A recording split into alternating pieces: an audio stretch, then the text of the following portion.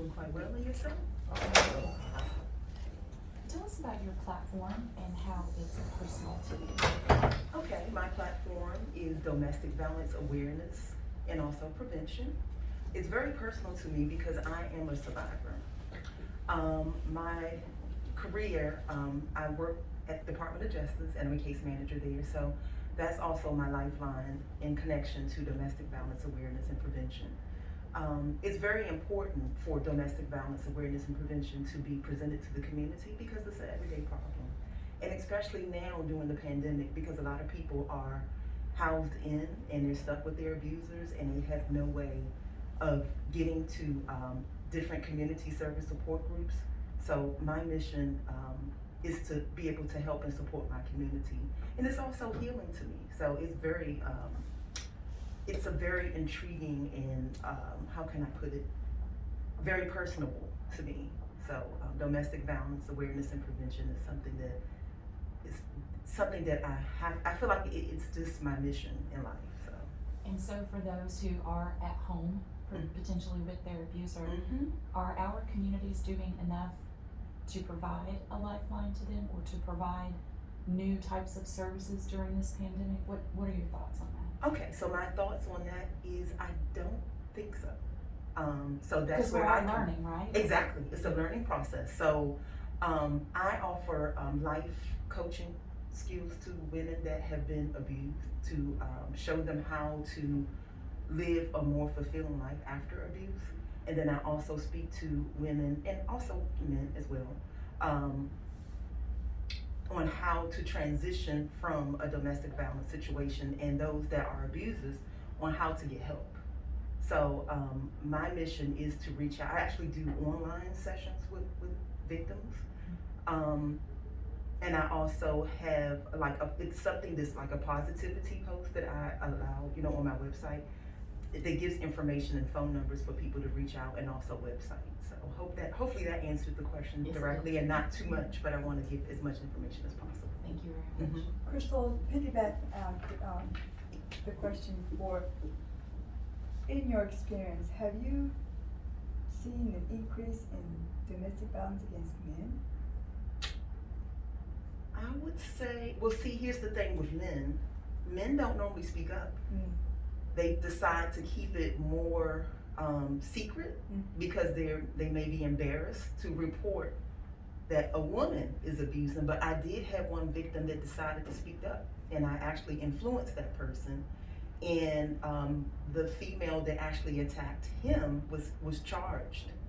So it works both ways. It's not just female. And sometimes, it could be a child, it could be a woman, it could be a man, it could even be a pet. But you only see a handful of cases that. Exactly, because I think men are more, they're more embarrassed to report that a female is actually abusing. But this particular case, and not to give you too much information, the gentleman was actually being abused physically and mentally.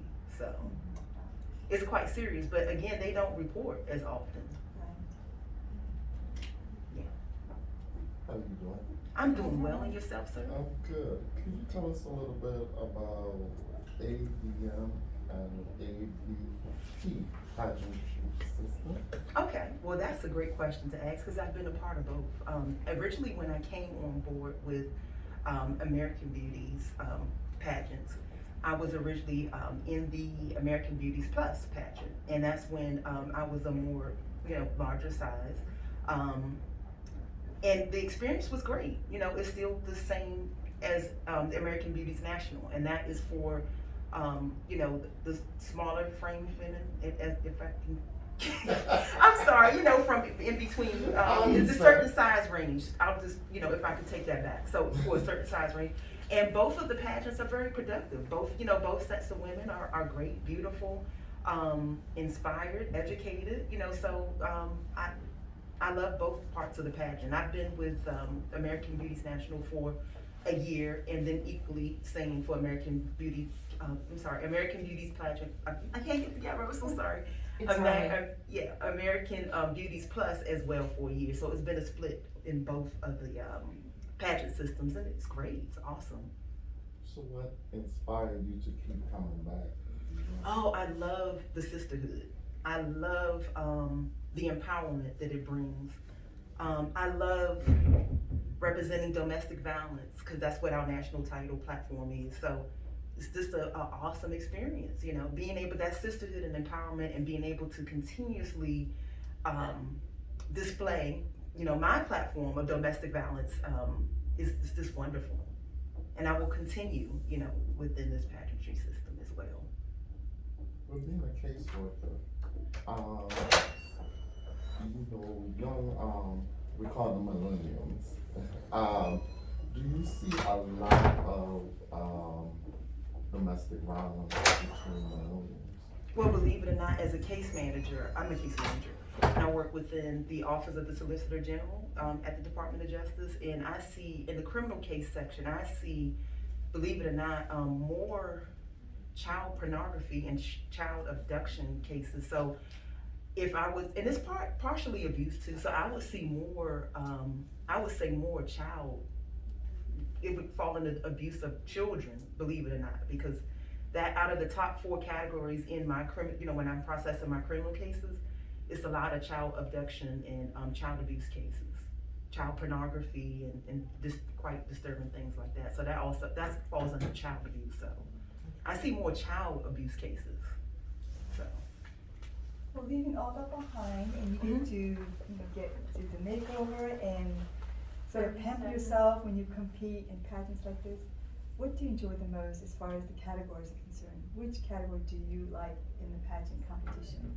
When you say category, I mean, like which competition, like the evening gown, I fashion? absolutely love all of them. Yeah. So, but the most intriguing one is the evening gown, because it's such, that's when you get to be able to display your class and your grace, your poise. That's my favorite one. I do. Yeah. Love all of them, but the evening gown one, I really, it's because it's so classy, and then you're just flowing along and showing the world who you are, you know, through your display of dressing. So, yes. That timer means the time is up. Thank you Okay. so much.